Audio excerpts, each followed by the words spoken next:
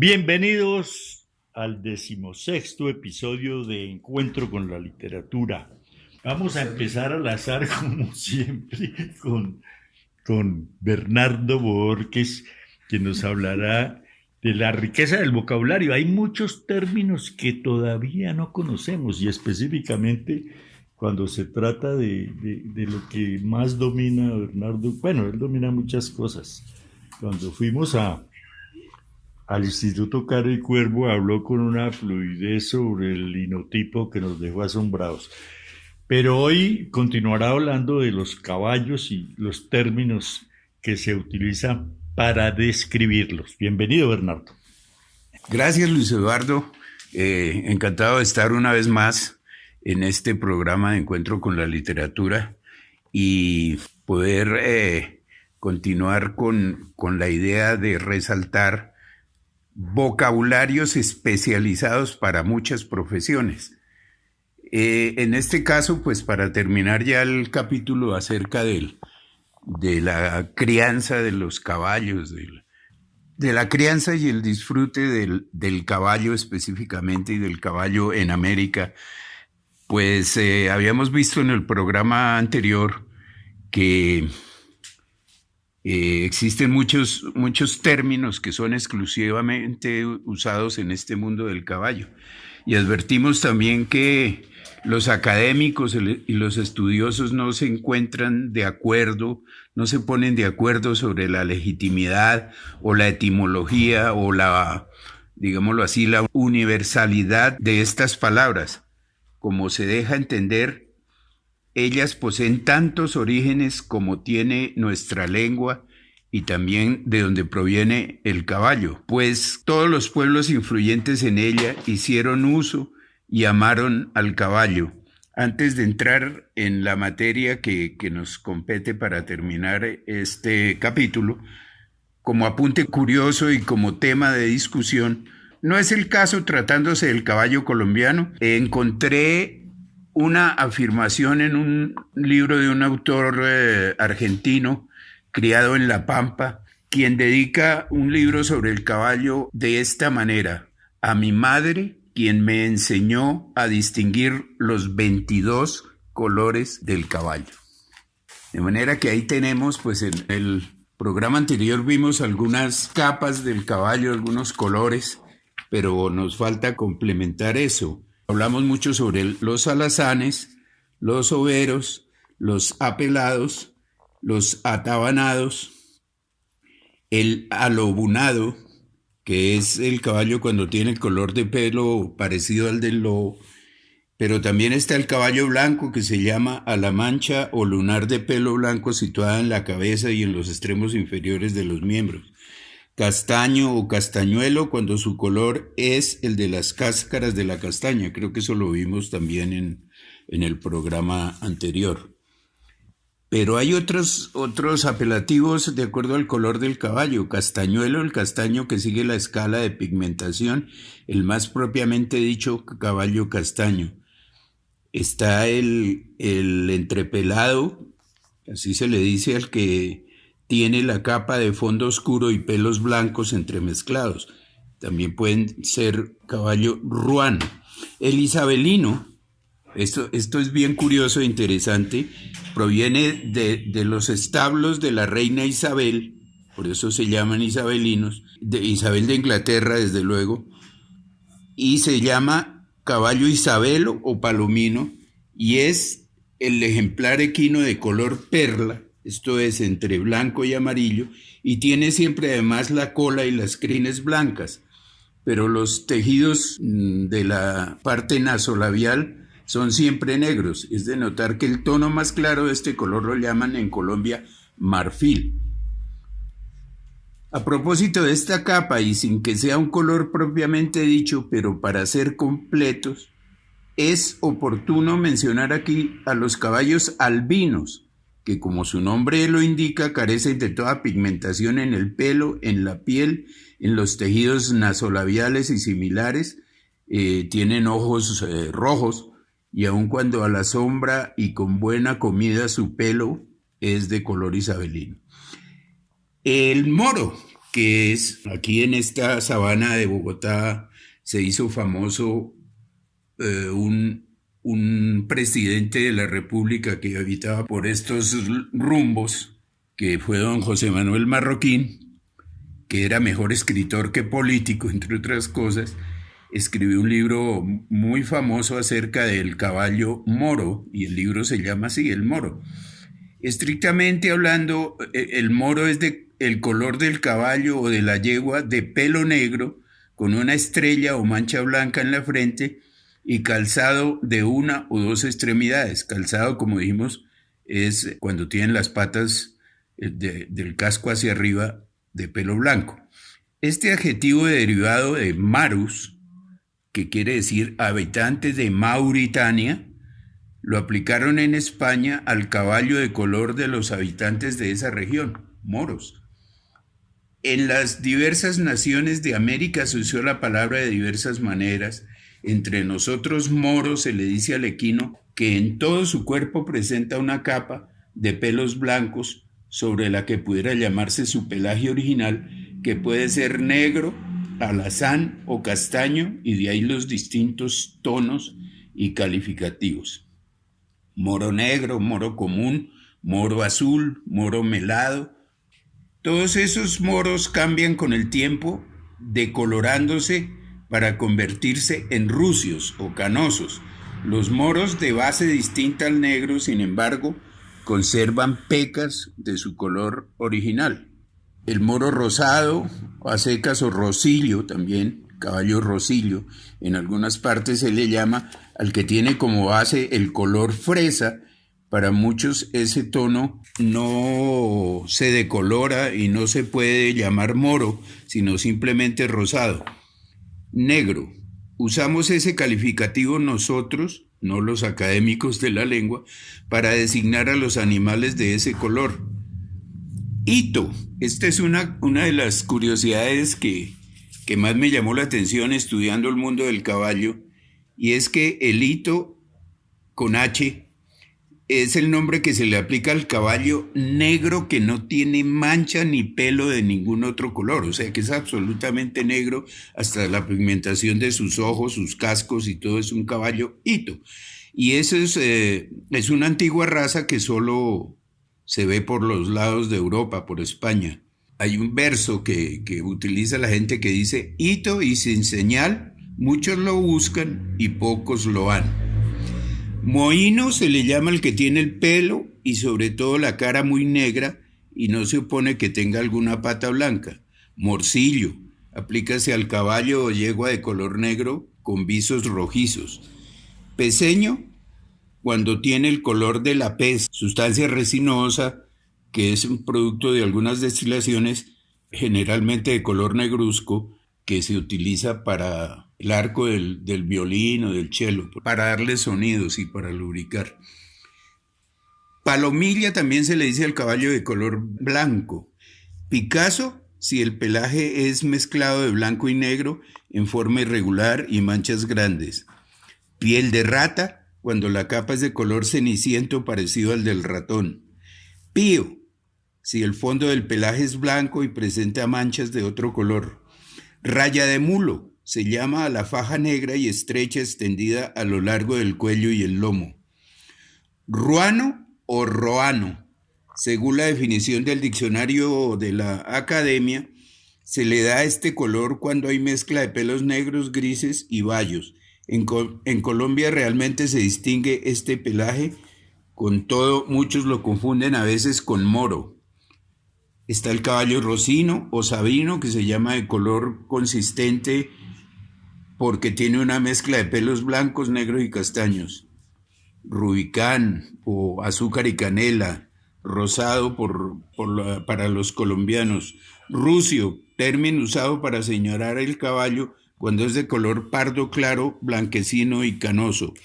Tordo o tordillo es el color tomado de esa ave europea, el tordo. Quizás el estornino de algunos países de América, y consiste en una mezcla de pelos blancos y negros. Saíno, según el lenguaje clásico, este color se aplica al caballo o yegua castaño oscuro que no tiene otro color. Y así hemos recorrido de la A a la Z. Desde luego faltan otras denominaciones y otras capas, pero pues con eso tenemos suficiente para demostrar que el léxico que se especializa en alguna tarea o en algún hobby o en alguna profesión, pues siempre es un léxico especializado, de manera que un creador de caballos pues tiene que dominar todos estos temas y muchos otros que, para no hacer más extensa esta charla, pues lo dejamos aquí y terminamos esta etapa del léxico de los caballistas.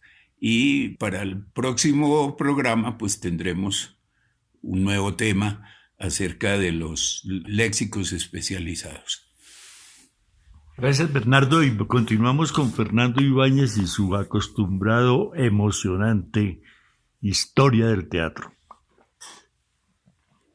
Bueno, muy buenos días para todos. Muchas gracias, Luis Eduardo. A Bernardo, Paula, muy buenos días para todos los oyentes. Hoy vamos a cambiar de escenario. Hemos trasegado por las crónicas relacionadas con el teatro mesoamericano y por el teatro aborigen, de gran importancia para nuestra cultura, para nuestra memoria cultural. Y hoy simplemente cambiaremos de escenario para tocar un tema que a mi modo de ver es fundamental antes de adentrarnos en una perla final del teatro aborigen, que es el teatro aborigen de los chibchas, con su lengua muisca. Cuando cambio de escenario me voy a referir hoy a algo que me ha venido preocupando desde hace tiempo y pongo sobre la mesa este tema para que sea motivo de diálogo. Me preocupa mucho el proyecto del arte y su proyección pedagógica en un mundo globalizado, movido por la cibernética, impulsado a través del Internet, en donde ya empiezan a moverse y a construirse un nuevo tipo de valores, unos nuevos modelos de principios sociales, políticos, humanos, en donde nos asombramos de lo nuevo, pero no tenemos tiempo de disfrutarlo porque inmediatamente se transforma. Un mundo donde no se puede asimilar, no se puede digerir un proceso, porque ya la tecnología va en una velocidad tan profunda que no permite disfrutar. Es ese proceso del inmediatismo, de la urgencia del mercado para producir generalmente nuevas tecnologías que invaden nuestra mente, invaden nuestros sentidos. Y el llamado que nos llega es, si es que se está generando, ¿cuál es el papel del arte en una era electrónica?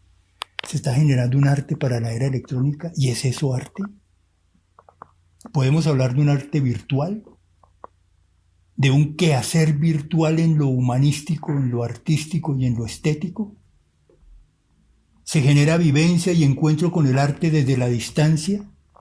Sin moverme de la casa, recorro el Museo del Prado virtualmente y lo disfruto, me encuentro con obras maravillosas, pero es lo mismo la vivencia inmediatista cuando uno se encuentra en vida plena con una obra que le recuerda la historia y le da la memoria de los tiempos. ¿Cuál es el efecto de esta nueva forma de encontrarnos con la vida? ¿Cuál es la pedagogía que debe construir el arte frente a esta globalización? ¿Cuál es el papel del artista? ¿Cuál es el proceso de aprendizaje? ¿Y en qué tiempo se puede hacer ese proceso de aprendizaje para generar nuevas formas de estética? ¿Es estético un arte computarizado? El arte se puede construir en el computador. ¿Es eso arte? Es un debate. ¿O es que el arte se vive a través de las redes? Me encuentro con el arte a través de las redes, tengo información sobre el arte a través de las redes, pero lo vivo, lo disfruto, me encuentro con él, lo vivo.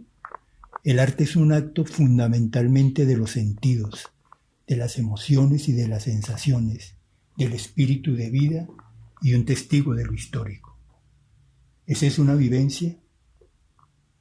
Se pierde ese momento de la vida que es el éxtasis del encuentro con la obra que lo maravilla a uno. Se pierde también de pronto esa catarsis del encuentro con lo vivido por un solo instante. ¿Dónde está lo humano? ¿Dónde queda ese humanismo que se convirtió en electrónica? Estamos asistiendo a una nueva manera de vivir, construir y hacer arte. ¿Para qué? ¿Para vivirlo? ¿Para disfrutarlo? ¿O simplemente para que sea una inmediatez que al otro día se convierte en una técnica y una manera de ver la vida diferente? Entonces, ¿el arte dónde? Gracias, Fernando, por darnos la oportunidad esta vez de participar y de generar esa polémica. Y entonces yo creo que pues Bernardo quiere opinar acerca de esa oportunidad de si nos digitalizamos totalmente, si vamos a tener que hacer como hace usted de recorrer los escenarios, los museos y las galerías también virtualmente. Sería un poco difícil para quienes tienen una buena forma de hacer apreciación del arte. Bernardo, ¿qué opina? Pues yo lo que pienso es que desde luego los tiempos tienden a cambiar y a promover distintas herramientas, y la ciencia pues es imparable, y estamos en la época del internet y de las ayudas asistidas por un computador. Eso me parece a mí sensacional. Eso ahorra mucho tiempo y abre mucho espectro hacia la creatividad, porque da muchas posibilidades de ver color y de ver infinidad de técnicas que se pueden emplear en una obra de arte.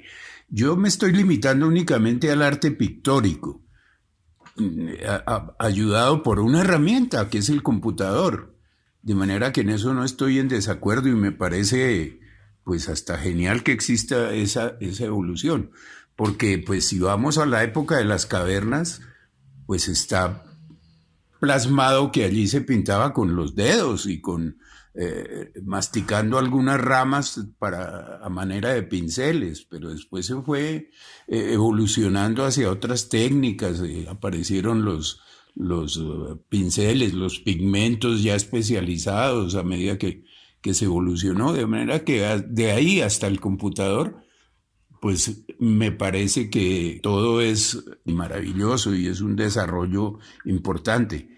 Pero es lo que Fernando expuso de ya ese arte virtual que no existe en realidad en ninguna parte, que está en un archivo de computación y que no se puede disfrutar sino cuando se abre una pantalla para ver una cosa que es efímera, que es prácticamente inexistente.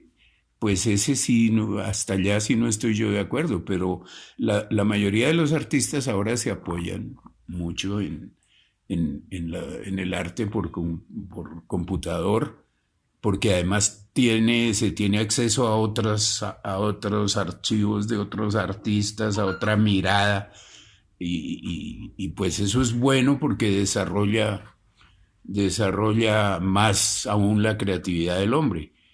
Hasta ahí mi comentario. Sí, justamente para mirar esa diferencia encontré aquí un artículo del periódico El Tiempo en la que dice: mirar una obra de arte permite evocar recuerdos, experimentar sensaciones y emocionarnos por un instante. Por ejemplo, en esta pintura de pequeño formato, ya les digo de qué obra y de qué autor, su autor nos invita a recordar aquellas tardes de juego en el patio de la casa.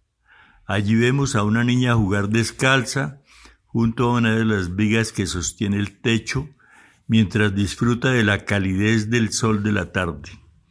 Con esta obra, Acevedo Bernal logra transmitir al espectador sensaciones de afecto y calidez mediante un dibujo definido y pequeñas manchas de color. Además, el artista enfatizó el carácter íntimo de la escena infantil al recrear un entorno en donde predomina la pincelada suave y llena de luz. Se refiere el autor a la niña de la columna, que pues hemos tenido oportunidad de ver en el Museo Nacional. Y sí, efectivamente uno como que necesita la presencia para llegar a estas conclusiones, que no tenemos todo el ojo avisor de la interpretación de una obra de arte para llegar a estas conclusiones. Vemos una obra, nos llama la atención, nos parece hasta bonita, pero de ahí a tener esa percepción de la luz, del color, del mensaje que quiso transmitir el artista es un poco difícil. Yo creo que asimismo será más difícil desde el punto de vista virtual de una obra digital. Lo que sucede, Luis Eduardo, a mi modo de ver también es que siempre existirá resistencia hacia las nuevas técnicas y hacia las nuevas tecnologías. En mi época, en mi paso por la publicidad como ilustrador, pues el trabajo hecho con aerógrafo, que es una pistolita que lo que hace es, en vez de pincel, es un pincel de aire, pues llamémoslo así. Había mucha resistencia a aceptar que cuadros hechos por ese sistema de aire comprimido y pigmento lanzado hacia el sustrato, hacia el lienzo, eso era arte, pero finalmente se acepta que muchos artistas se basan y aplican técnicas aerográficas para su trabajo, digamos, manual. Y el computador trae todas esas herramientas y mal haríamos en no aprovecharlas. Lo que pasa, repito, es la resistencia también de la crítica, porque es que la crítica también tiene que vivir y existir y tenemos que aceptarla. Entonces, ellos determinan qué es y qué no es arte. Pero ese es el interrogante y la cuestión que queda ahí en el aire. Pero consultemos también al artista plástico. El asunto es complejo porque puso muchos puntos, Fernando, para el diálogo, para la reflexión. O sea, prácticamente enumeró todo el problema que tiene el arte desde hace siglos, ¿no? Más bien, ¿qué es lo que persiste como idea de arte? ¿No? ¿Con qué instrumentos hacemos el arte? Porque últimamente pues nos dedicamos más como a la discusión sobre los instrumentos con que se intenta hacer arte. Queda la palabra arte, no se toca, se le da vueltas alrededor del... O sea, se hace cualquier cosa, pero si se hizo con un computador, entonces automáticamente adquiere un valor artístico. Parece, ¿no? A veces que se convierten las cosas así. Pero la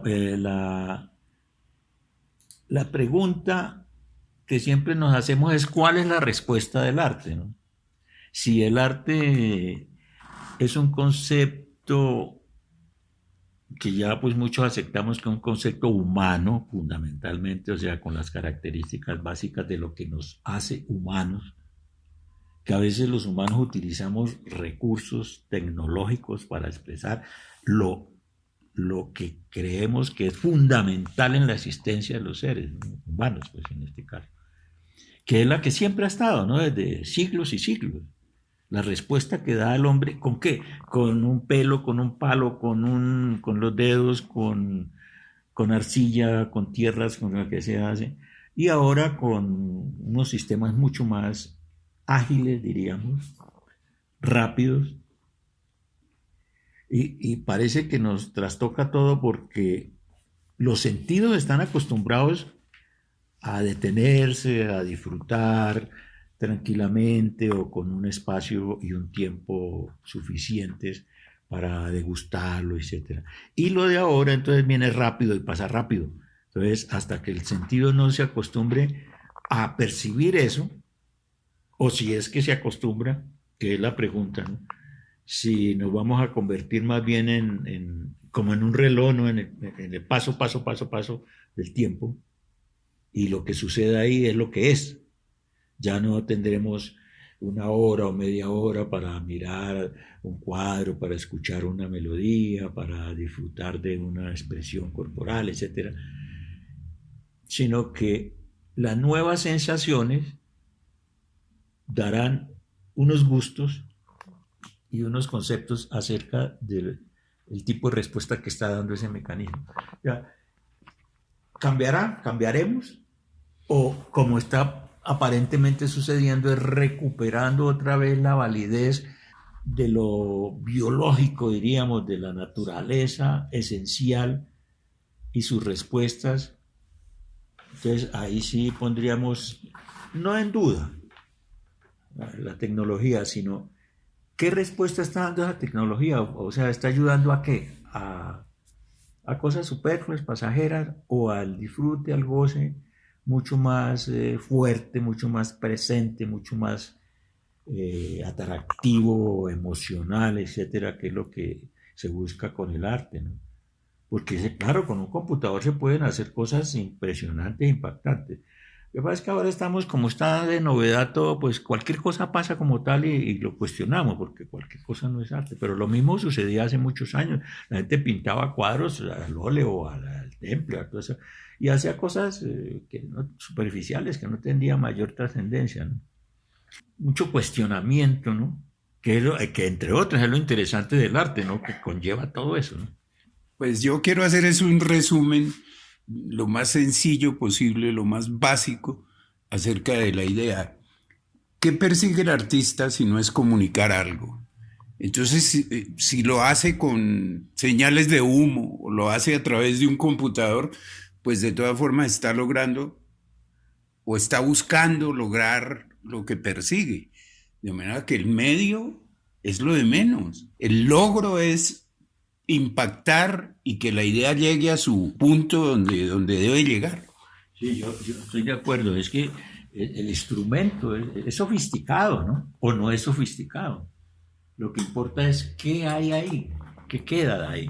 Podemos hacer con cosas extraordinarias, aparatos, pero ¿qué? Lo mismo podemos hacer cuadros, ¿no? Pinturas, murales, pero para no decir nada, ¿no? Además, ya está, ya sabemos de esas cosas también, ¿no?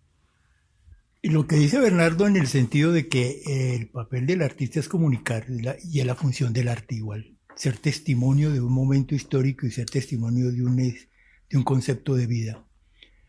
Y usa los elementos que están en su alcance para transmitir lo que siente, piensa y concibe del mundo, de su realidad y de su entorno.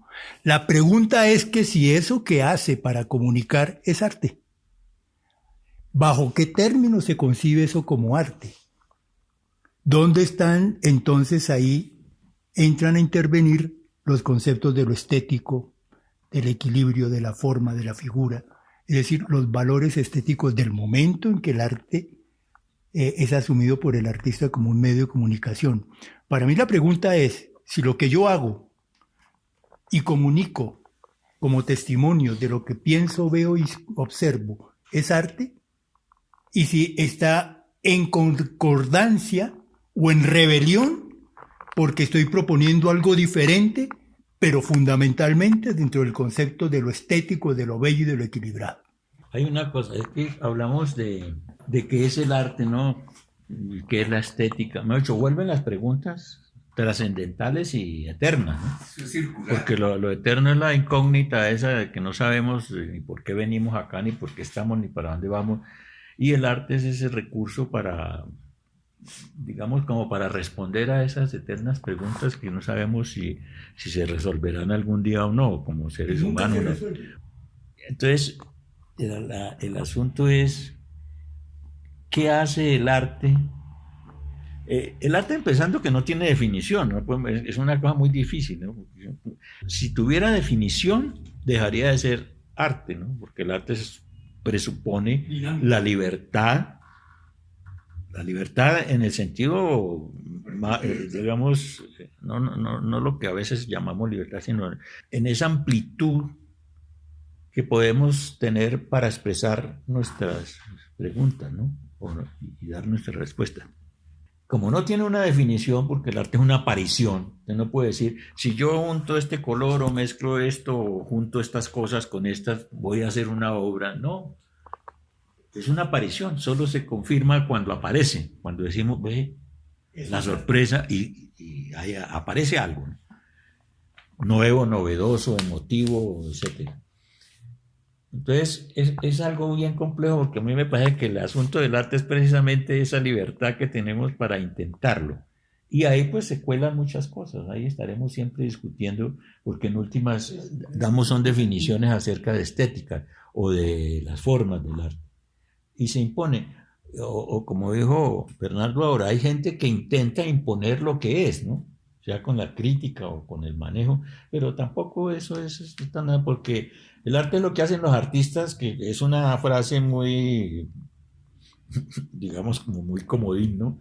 Pero es cierto, es lo que hace un artista, pero es arte cuando lo hace un artista, y un artista es artista cuando hace arte.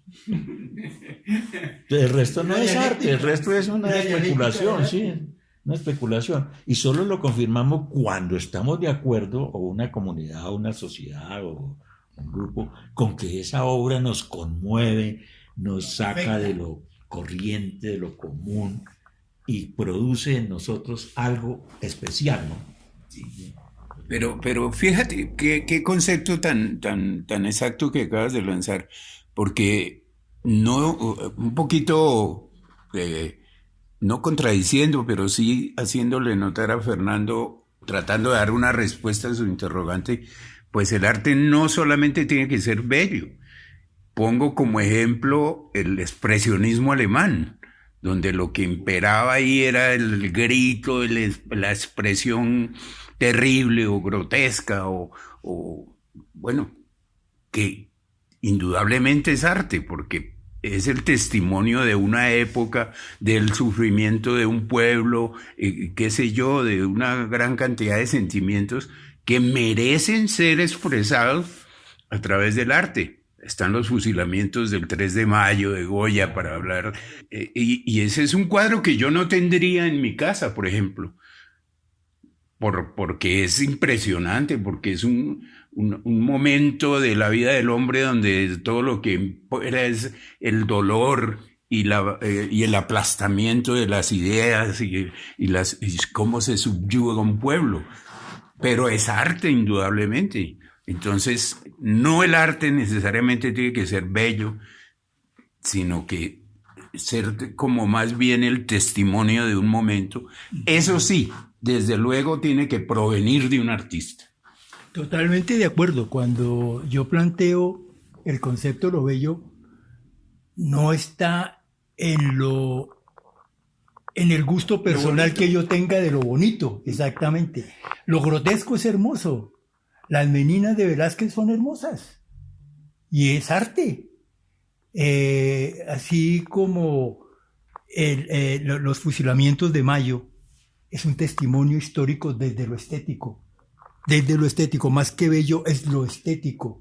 Es decir, el testimonio impacta. El arte es arte porque impacta, porque transforma, porque se convierte en arte, porque trasciende el momento en que existe como tal. Y cumple su finalidad, que es comunicar. Exactamente. Ahí estamos de acuerdo. El otro asunto es la percepción, ¿no? O sea, estamos acostumbrados a percibir ciertas cosas por costumbres, por definiciones, por normas, por convenciones, etc. Esto nuevo es otra pregunta que surge, ¿no? Es si los sentidos, como están acostumbrados a través de las culturas a percibir de una manera las cosas, estas nuevas formas de llegarnos, de comunicarnos, de intentar comunicarnos, van a exigir agilidad, digamos, o más sensibilidad, por generalizarlo. Una adaptación, o un proceso de adaptación que llegue a establecerse como algo que se vuelve normal, en el sentido de que se usa la palabra normal, ¿no? Como yo me paro frente a un cuadro y ya tengo tanta cultura alrededor de eso, pues que lo disfruto de cierta manera y todo, y lo percibo, etc. pero lo nuevo me cuesta, como decía Bernardo, me cuesta cierta dificultad a veces como llegar tan rápido a eso, o es que mis sentidos están atrofiados, o es que se nos va a crear esa nueva, o debemos crear esa nueva adaptación, y si esa vale la pena como seres humanos, porque al fin y al cabo toda la respuesta de arte está dirigida al ser humano, a sus problemas. No, el resto de la ciencia investiga y analiza y proyecta y crea cosas, pero todo el arte se dirige fundamentalmente a ese ser, ¿no?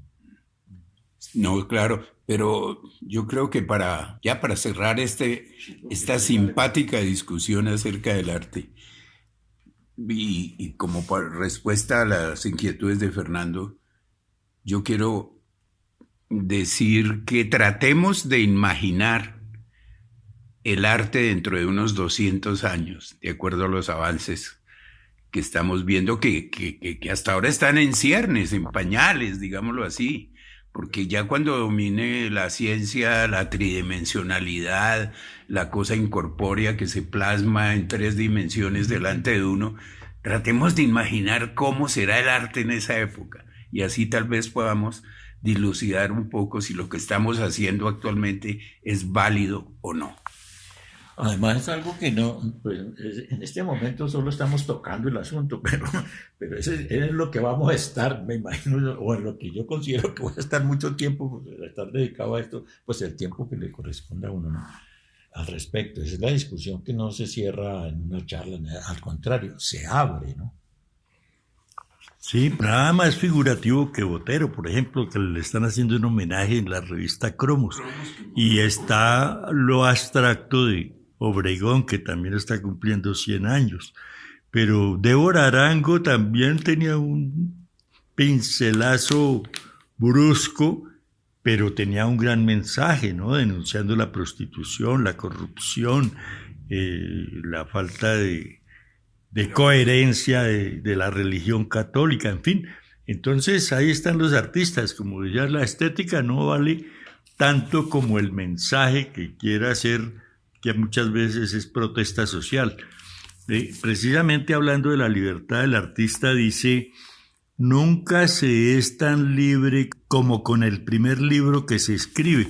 Eso lo dijo Almudena Grandes, una escritora española que acaba de fallecer y que escribió en su momento Las Edades de Lulú, que era una novela juvenil y que demostraba cómo eran reprimidos el sexo, el placer, como delitos en la época de Francisco Franco, y termina escribiendo la historia de España durante esa famosa dictadura de Francisco Franco. Pero además escribió otras novelas que tuvieron gran acogida. Ella estuvo por acá por Colombia, estuvo en Medellín, en Cartagena y en Bogotá. Yo tuve oportunidad de oírla unas 2 veces. Y era una mujer que convencía, ¿no? Con su expresión oral y cómo argumentaba su obra literaria.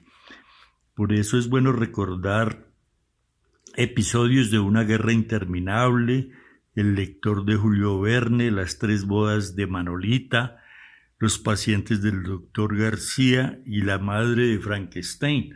Y últimamente una saga sobre la historia de la dictadura de Francisco Franco.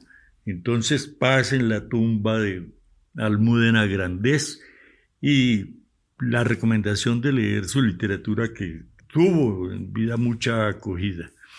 Otro evento que tendríamos que comentar es que hoy asistimos a una rueda de prensa del Hey Festival que se va a realizar presencialmente con todas las medidas de bioseguridad en Jericó, Antioquia, Medellín, Antioquia, en Cartagena, Bolívar, y que va a tener unos repitentes como Tomás Piketty, o va a venir un Wojtyła, un Nobel africano, pero también estarán muchos colombianos, empezando por Piedad Bonet, la periodista María Jimena de Uzán, Juan Gabriel Vázquez, Mario Mendoza, Evelio Rosero. También estará Sergio Ramírez, el nicaragüense, que va a lanzar un nuevo libro. Y entonces la recomendación es, en lo posible, asistir a pesar de las circunstancias, porque alguien se atrevió a preguntar, bueno, ¿y si la variable Omicron coge auge, seguirán insistiendo en que sea presencial o habrá plan B? Y seguramente que habrá plan B, porque el 60 o 70% de los eventos se van a transmitir virtualmente para quienes gratuitamente quieren acceder a ellos. Total que la presencial será restringida por el aforo de los escenarios en que se desarrollará el Hey Festival en el año 2022.